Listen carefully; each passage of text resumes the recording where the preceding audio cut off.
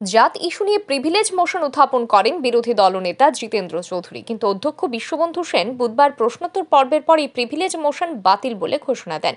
Privilege মোশনের বিষয়টি নিয়ে বিধানসভার বাজেট অধিবেশনের আগামী দিনগুলো বয়কটের সিদ্ধান্ত ঘোষণা করে সিপিআইএম এর পরিষদীয় দল।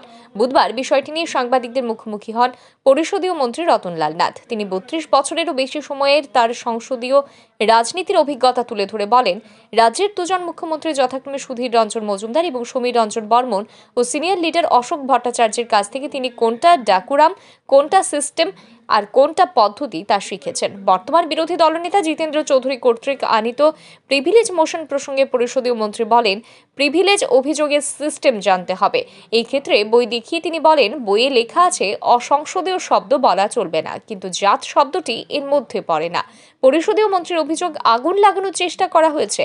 মথা সুপ্রিমো এবং অধ্যক্ষকে খেপিয়ে তুলে বিরোধী দলনেতা নিজেই স্বাধিকার ভঙ্গ করে ফেলেছেন। তিনি এমনটা করতে পারেন না বলে অভিমত ব্যক্ত করেন মন্ত্রী রতনলাল নাথ। আদৌ প্রিভিলেজ, ব্রিচ অফ প্রিভিলেজ কি না, এরকম বিভিন্ন পত্রপত্রের সম্বন্ধে উঠে, ব্যক্তিগতভাবে উঠে।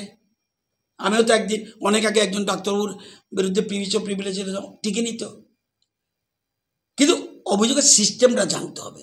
আমি তো দায়িত্ব নেব, কিচ্ছু জানতো না। উনি মনে করেছে জিতেন বাবুর যে দিল্লি হবে। এই বইটা বিধানসভা আসলে শুধু ওনাকে নয়, সব মেম্বারের জানা উচিত। যদি জানি আমরা, তাহলে এই বইয়ের মধ্যে রেখে কথা বললে কোনো, আর এটা জাত শব্দটা যদি বলে থাকি, আমাদের এখানে বইয়ের মধ্যে আছে যে আনপার্লামেন্টারি ওয়ার্ডস আছে, জাত আনপার্লামেন্টারি ওয়ার্ডস। কোনটা ভুল হলো? বরঞ্চ এটা আগুন লাগাতে চেষ্টা করেছে। উনি এসব কথা বলে তীব্রমাত্রা সুপ্রিমোকে একটু খোঁচানো আরম্ভ করলো, দিল্লি সরকার থেকে দিয়ে স্পিকারে খোঁচালো। এগুলি করে স্বাধিকার ভঙ্গ করে ফেলেছে। এটা করতে পারে না। তো এই জিনিস তো এছাড়া কি জানতে চান স্যার? আজকে যেটা অ্যালিগেশন পাই, উল্লেখ্য, রাজ্য বিধানসভার ইতিহাসে এই প্রথম বিরোধী কোনো দল বিধানসভার বাজেট অধিবেশনের বাকি সময় বয়কট করল। বিষয়টি নিয়ে রাজনৈতিক মহলে জোর তরজাও শুরু হয়েছে। ব্যুরো রিপোর্ট, আর ই নিউজ।